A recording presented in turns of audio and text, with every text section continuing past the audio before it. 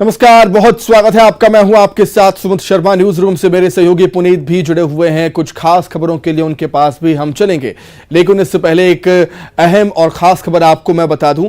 25 जुलाई से विधानसभा का सत्र अब शुरू होगा। मानसून सत्र, माफ कीजिएगा, 25 जुलाई से जो शुरू होने वाला था अब 13 सितंबर से शुरू होगा। जी हां, यह सत्र 17 सितंबर तक चलेगा और इसको लेकर नोटिफिकेशन भी जारी कर दिया गया है। इस बार भी मानसून सत्र 5 दिन के लिए ही रखा गया है। नगरीय निकाय और पंचायत चुनाव के मद्देनजर कांग्रेस ने मानसून सत्र की तारीख को आगे बढ़ाने की मांग की थी। सत्ता पक्ष से बनी सहमति होने के बाद सत्र आगे बढ़ाने का फैसला कर दिया गया है। वहीं सत्र आगे बढ़ाए जाने के बाद नेता प्रतिपक्ष ने आपत्ति जाहिर की है, जबकि पहले उन्होंने इस पर सहमति दी थी। तो तारीख में बदलाव यहां पर कर दिया गया है। मध्य प्रदेश विधानसभा के मानसून सत्र में अब 13 सितंबर से 17 सितंबर तक मानसून सत्र चलेगा। पहले इसकी तारीख 25 जुलाई थी। 25 जुलाई से सत्र शुरू होना था, लेकिन तारीखों में बदलाव हुआ है। 13 सितंबर से 17 सितंबर तक मानसून सत्र चलेगा। नोटिफिकेशन भी जारी कर दिया गया है। 5 दिन का मानसून सत्र होगा। नगरीय निकाय पंचायत चुनाव के मद्देनजर कांग्रेस ने मानसून सत्र को आगे बढ़ाने की मांग की थी। जा रहे हैं अगस्त में सत्र बढ़ाकर सितंबर तक बढ़ाना, वो भी 4 दिन का 5 दिन का सत्र। इतना शून्य सत्र है, न तो कोई जनता की मुद्दे हैं। पूरे प्रदेश में भ्रष्टाचार रहा। सिंह चौहान ने आज लोगों से चाय पर चर्चा की है, सुनवाते हैं आपको सीधे।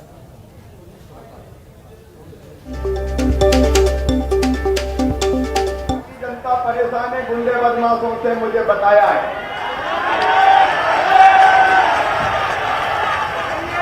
एक बात तो यहाँ चौकी परमानेंट और दूसरे डंडा लेके निकल कर वो सही कर दो सब कुछ। देखो, ऐसा होता है कि नेतागण चुनाव के पहले तो आते हैं, सभाएं करते हैं, बातचीत करते हैं और चुनाव के बाद फिर भूल जाते हैं। सही बात है कि नहीं? मैं यहीं आया था चाय पीने, तब आपने कई चीजें मुझे बताई थी। आज मैं फिर आया हूं, परसों चुनाव के रिजल्ट आए और इतनी याद आ रही थी आपकी कि शिवराज कोर्ट के पहले तो चाय पिया है, अब जाके चाय पियो ना, जनता ने जिता दिया है। ये जरा देख ले कौन है टाइगर फाइगर, असली टाइगर प्रियंका जाती है, टाइगर फाइगर आ गया। कौन सी टाइगर शराब आ गई? ये पाउच पाउच जब करो, मारो डंडे, ठीक कर दो सबको, साफ करो, मतलब छोड़ना नहीं है। बात करेंगे छिंदवाड़ा की, जहां पर कोयला खदान में फंसने से 2 मजदूरों की मौत हो गई। बंद कोयला खदान में गए 2 मजदूरों की मौत हुई है। रावणबाड़ा के पास खदान में मजदूर फंस गए थे। लंबे समय से ये खदान बंद है। बताया जाता है गैस रिसाव के कारण नहीं हो पाया रेस्क्यू। ये बात भी निकलकर सामने आ रही है। तो छिंदवाड़ा से बड़ी खबर है। कोयला खदान में फंसने से 2 मजदूरों की मौत हो गई। बंद कोयला खदान में मजदूर गए थे। रावणवाड़ा के पास बंद खदान में मजदूर फंस गए थे। लंबे समय से यह खदान बंद है और कोयला खदान में गैस रिसाव होने के चलते रेस्क्यू नहीं हो पाया।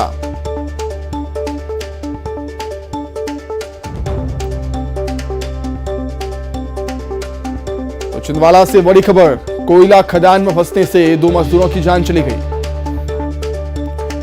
और काफी लंबे समय से, काफी वक्त से ये खदान बंद थी, जहां पर 2 मजदूर गए हुए थे। रावणबाड़ा के पास बंद खदान में 2 मजदूर फंस गए और दोनों की मौत हो गई है। खबर यह भी निकलकर सामने आई है कि खदान से गैस रिसाव होने के चलते मजदूरों का रेस्क्यू नहीं हो पाया।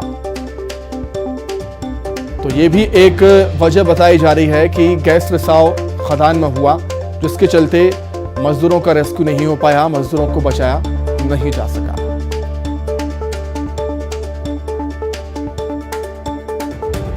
तो छिंदवाड़ा में कोयला खदान में फंसने से 2 मजदूरों की जान चली गई। चलिए, अधिक जानकारी के लिए हम सीधे छिंदवाड़ा लिए चलते हैं आपको। राजेश करमेले जुड़ गए हैं हमारे साथ लाइव। राजेश, जानना चाहूंगा आपसे कि काफी लंबे समय से ये खदान बंद थी, तो मजदूर वहां पर गए क्यों? और ये भी बात निकलकर सामने आ रही है कि गैस रिसाव होने के चलते रेस्क्यू नहीं हो पाया। राजेश,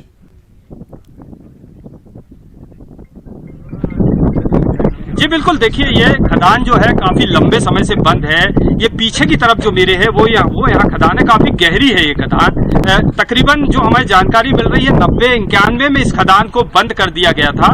लेकिन इसके बाद यहाँ पर एक जो यहाँ के लोग हैं जिन लोग कोयला यहाँ पे बेचते हैं वो यहाँ नीचे उतरते हैं और एक छोटा सा गड्ढा नुमा एक एरिया बनाया गया है, उस पे नीचे से लेट कर तकरीबन 20 से 40 फीट तक जाते हैं और उसके बाद कोयला निकाल के लाते हैं। ये भारी रिस्क रहती है। ऐसे तकरीबन 4 से 5 केस ऐसे हो चुके हैं जब इस तरीके का जोखिम उठाकर लोग जाते हैं और मौत के मुंह समा जाते हैं। अभी भी ऐसा ही हुआ। रेस्क्यू टीम यहाँ एक बार आके जा चुकी है, दोबारा से रेस्क्यू टीम यहाँ आई है। चूंकि इस खदान का जो मुहाना है, जहाँ जो गड्ढा नुमा क्षेत्र है, वहां से लगातार गैस रिस रही है, जिसकी वजह से रेस्क्यू करना काफी मुश्किल हो रहा है। यहाँ पर 2 लोगों की बॉडी जो है वो अंदर ही है, जिन्हें निकालना काफी दिक्कत वाला साबित हो रहा है। 2 से 3 लोग स्थानीय व्यक्ति यहाँ पर गए थे रस्सी के सहारे, जिन्होंने इन लोगों को देखा, उसके बाद ये लोग वापस आ गए। किसी ने किसी तरह का कोई रिस्क उठाना नहीं चाहता और एक बड़ी वजह है कि इन लोगों को निकाला नहीं जा सका। जी बिल्कुल राजेश, आपने बताया कि ऐसे रिस्क लेकर मजदूर अक्सर जाते हैं खदान के अंदर, कोयला निकालते हैं, लेकिन ये खदान बंद है। तो ऐसी व्यवस्था होनी चाहिए शासन प्रशासन की तरफ से कि उस खदान को बंद किया जाए, जिससे कि जो मजदूर हैं वो खदान के अंदर ना जाएं और ऐसी घटनाएं सामने ना आ पाएं।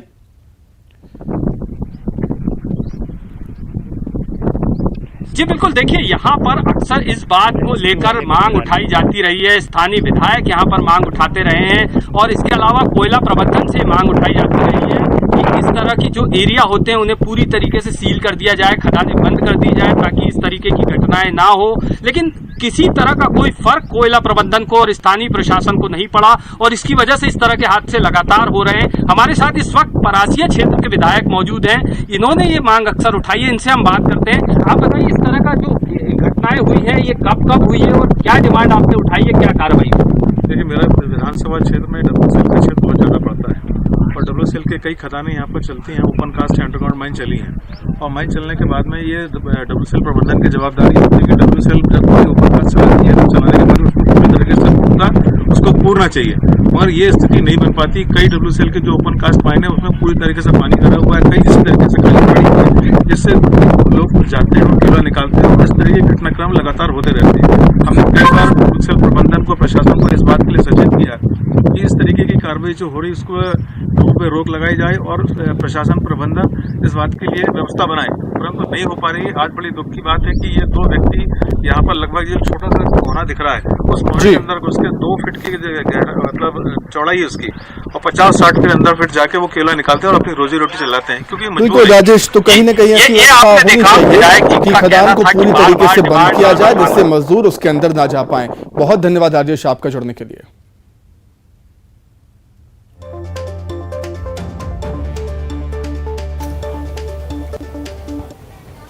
और चलिए बात करते हैं अगली खबर की। प्रदेश के गृह मंत्री नरोत्तम मिश्रा ने मीडिया से कई मुद्दों पर बात की। खासतौर पर राघवगढ़ नगर पालिका को लेकर उन्होंने कहा कि वहां कांग्रेस के केवल 3 पार्षदों का जीतना इसे कहते हैं दिग्गी तले अंधेरा। साथ ही उन्होंने ग्वालियर को लेकर भी कहा कि ग्वालियर में महापौर भले ही कांग्रेस का बना है लेकिन परिषद में हमारा बहुमत है, लेकिन ये हार जो हुई है इसकी समीक्षा हम जरूर करते हैं।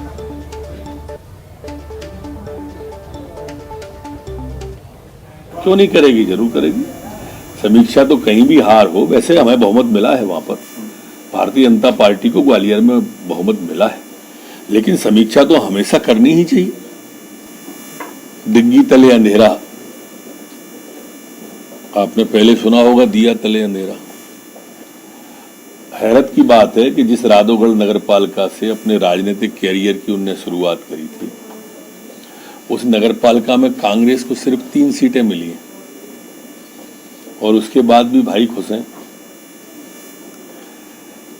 वैसे दिग्विजय सिंह जी की गलती कम लग रही है क्योंकि उन्होंने कहा था कि टिकट कमलनाथ ने बांटे, तो कमलनाथ ने बांटे हैं तो राजगढ़ में भी उनने ही बांटे होंगे, तो कमलनाथ जी के टिकट जैसे होना चाहिए वैसे निकले राजगढ़ में भी।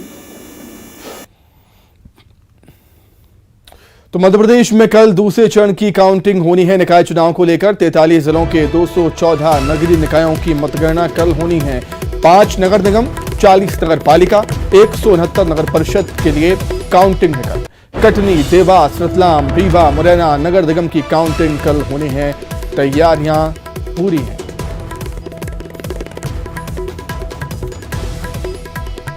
तो कल नगरीय निकाय चुनाव के दूसरे चरण के लिए मतगणना 43 जिलों के 214 नगरीय निकायों की मतगणना कल होनी है। 5 नगर निगम, 40 नगर पालिका, 169 नगर परिषद की काउंटिंग कल। मध्य प्रदेश में निकाय चुनाव के दूसरे चरण की मतगणना कल होनी है और मतगणना को लेकर प्रदेश भर के 43 जिलों में क्या कुछ इंतजाम है, इस वक्त हमारे साथ राज्य निर्वाचन आयोग के सचिव राकेश सिंह हैं, इनसे बात करेंगे।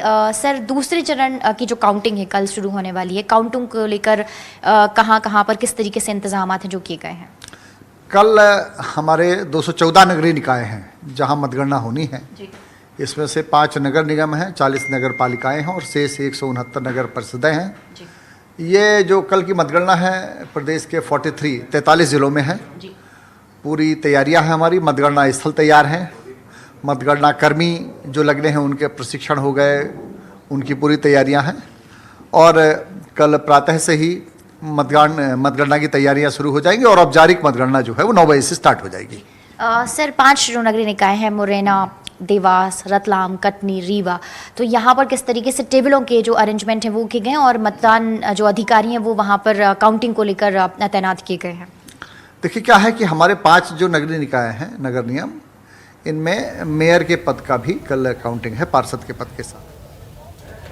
और चलिए बढ़ते हैं आगे और बात जबलपुर की करते हैं, जहां पर शहर की सरकार का चुनाव हो चुका है, नतीजे भी आ चुके हैं और कांग्रेस के मेयर पद पर जगत बहादुर सिंह अन्नू जो हैं उनको चुन लिया गया है। इसके बाद तैयारियां नई शहर की सरकार के स्वागत के लिए शुरू कर दी गई हैं। रंगाई पुताई का काम शुरू कर दिया गया है। सभा सदन, महापौर कार्यालय समेत बंगले की भी सूरत अब बदली जा रही है। तस्वीर आपको दिखा रहे हैं। कहने को इस वक्त हम प्रदेश की सबसे पुरानी नगर निगम में खड़े हैं, जहां नई नगर सरकार के स्वागत की तैयारी चल रही है। पंडित भवानी प्रसाद तिवारी सभा कक्ष में इस वक्त हम मौजूद हैं, जहां देख सकते हैं आप तमाम साज सज्जा का काम चल रहा है, जो कि लगभग 2.5 साल से अधिक का वक्त हो चुका था और ये सदन बंद पड़ा था और अमूमन शहर विकास के मुद्दों को लेकर यहां वीरानी सी छाई हुई थी। लेकिन अब जल्द ही यहां पर पक्ष और विपक्ष की गूंज होगी। देख सकते हैं पूरे ही सभा कक्ष को कहीं ना कहीं ठीक किया जा रहा है, दुरुस्त किया जा रहा है, चाहे पुट्टी का काम हो या पुताई का काम हो। इस तरह जो टेबल है या फिर उन्नत तकनीक के जो माइक्स हैं, उन तमाम चीजों को सुधारा जा रहा है। जल्द ही संभवतः 1-2 सप्ताह के भीतर ही नई नगर सरकार की शपथ हो जाएगी और उसके बाद सदन का पहला सत्र जो है वो संभवतः लग सकता है, जहां सभी जितने निर्वाचित पार्षदगण हैं और जो भविष्य में बनने वाली MIC है और जो नगर निगम के अध्यक्ष का चुनाव होगा वो इसी सदन में होगा और उसके बाद नया जो नगर निगम अध्यक्ष है वो उस आसंदी पर बैठेगा और उसके बाद शहर विकास के मसलों को लेकर के, मुद्दों को लेकर के जोर आजमाइश भी देखने को मिलेगी। पक्ष विपक्ष के बीच तकरार भी हमें देखने को मिलेगी। बेशक सबसे पहले मैंने कहा था कि सबसे पुरानी नगर निगम है जबलपुर और वाकई इस बात को किसी प्रमाण की जरूरत भी नहीं, जो कि सबसे पुरानी नगर निगम जबलपुर को ही कहा जाता है, जहां सबसे पहले महापौर बना था और इस आसंदी पर बैठा भी, इस सभा कक्ष में बैठा भी था। तो बेशक नई नगर सरकार किस तरीके से चलती है, किस प्रकार के समीकरण बनेंगे, ये देखना दिलचस्प होगा। कैमरा पर्सन वीर मिश्रा के साथ प्रतीक अवस्थी, न्यूज़ 18 जबलपुर। बीते कल राष्ट्रपति पद के लिए चुनाव की प्रक्रिया संपन्न हो चुकी है और नतीजे 21 तारीख को आने हैं। इसमें तय मानी जा रही है द्रौपदी मुर्मू की जीत और इसीलिए बीजेपी ने अपने स्तर पर तैयारियां शुरू कर दी हैं। प्रदेश स्तर की अगर बात की जाए तो 4 सदस्यीय टीम इसके लिए बनाई गई है जश्न के लिए। जिला स्तर पर 3 और मंडल स्तर पर 2 सदस्यीय टीम बनाई गई है। 21 तारीख को नतीजों के बाद जश्न की तैयारी है। सभी जिला मुख्यालयों और मंडल मुख्यालय पर जश्न मनाया जाएगा।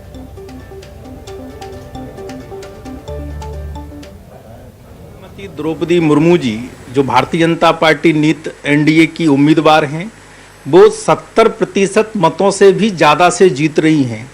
जिन पार्टियों का समर्थन है उनके अलावा जो विपक्ष की पार्टियां हैं उनके भी कई विधायक सांसद श्रीमती द्रौपदी मुर्मू जी को वोट किए हैं, जो सामने आया भी है। ये ऐतिहासिक जीत है और इतिहास इस नाते भी रच रहा है कि पहली बार कोई जनजाति राष्ट्रपति बन रहा है और वो भी एक महिला जनजाति प्रत्याशी के नाते द्रौपदी मुर्मू जी राष्ट्रपति बनेंगी। इसलिए खुशी उल्लास पूरे देश में, खासकर मध्य प्रदेश में गली गली मोहल्ला मोहल्ला भाजपा के कार्यालय चप्पा चप्पा हम न केवल खुशियां मनाएंगे, गीत गाएंगे, मिठाई बांटेंगे और तमाम प्रकार के आतिशबाजी चलाएंगे। खुशियां मनाने के जो जो उपाय हो सकते हैं वो हम सब करेंगे। जनजाति समुदाय भी इस खुशियों में हिस्सेदारी करने वाला है, क्योंकि पहली बार उन वर्ग का राष्ट्रपति बनने वाला है। खबर भोपाल से, जहां पर नर्सिंग कॉलेज की वाइस प्रिंसिपल को हटाने के आदेश जारी कर दिए गए हैं। स्मिता डीजी को बनाया गया है वाइस प्रिंसिपल। स्टूडेंट्स का धरना अभी भी जारी है, लेकिन वाइस प्रिंसिपल को कॉलेज से हटाने की छात्रों ने मांग की थी। कॉलेज प्रबंधन ने छात्रों को नोटिस दिया था। 2 घंटे में धरना खत्म कर क्लास अटेंड करने के निर्देश दिए गए थे। क्लास अटेंड नहीं करने पर अनुशासनहीनता की कार्रवाई छात्रों पर हो सकती है।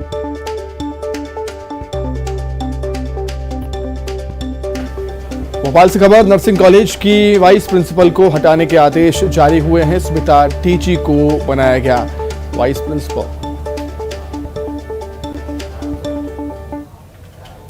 चलिए बढ़ते हैं आगे। दूध और दूध से बने उत्पादों में लगातार हो रही मिलावट को लेकर मध्य प्रदेश हाईकोर्ट की ग्वालियर बेंच की तरफ से एक सख्त टिप्पणी इसको लेकर की गई है और कहा है कि मुरैना जिला देश भर में बदनाम है। मिलावट के लिए छवि को बदलने की जरूरत है। सुनवाई के दौरान कोर्ट ने कहा है कि मुरैना से मिलावटी खाद्य सामग्री देश भर में भेजी जाती है। ऐसे में इससे शहर की छवि खराब हो रही है। उन्होंने प्रशासन से मिलावट करने वाले स्थानीय स्थानों की रिपोर्ट भी मांगी है और अधिकारियों को कहा है कि अफसरों की एक गोपनीय टीम बनाई जाए, दुकानों का औचक निरीक्षण किया जाए ताकि इस मिलावटखोरी के काम पर लगाम लगाई जा सके। एडवोकेट उमेश बोहरे ने इसको लेकर अवमानना याचिका दायर की थी। इस पर कोर्ट ने यह आदेश जारी किया है। दरअसल आपको बता दें कि आए दिनों मुरैना और आसपास के जिलों में काफी संख्या में मिलावटी उत्पाद पकड़े जा रहे हैं। अलग अलग जिलों से भी इसकी शिकायत मिल रही थी। प्रशासन की कार्रवाई पर भी कोर्ट ने टिप्पणी की और मिलावटखोरों के खिलाफ सख्ती बढ़ाने के आदेश दिए हैं।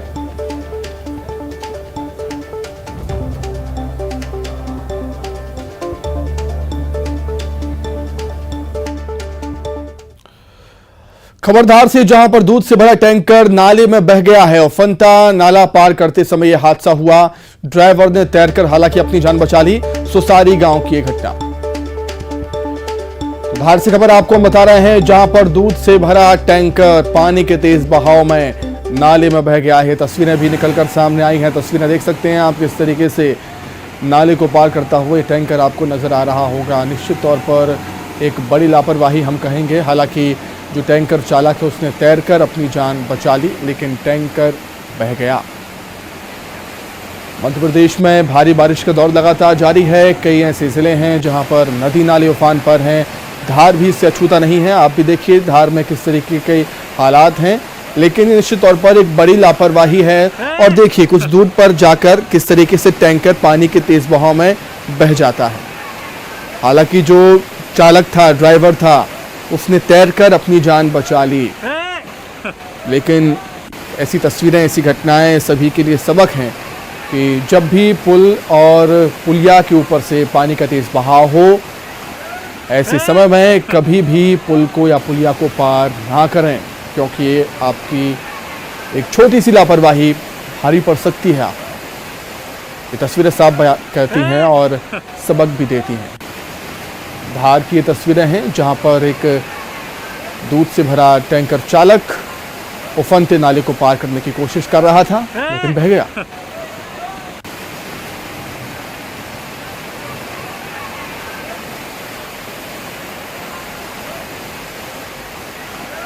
है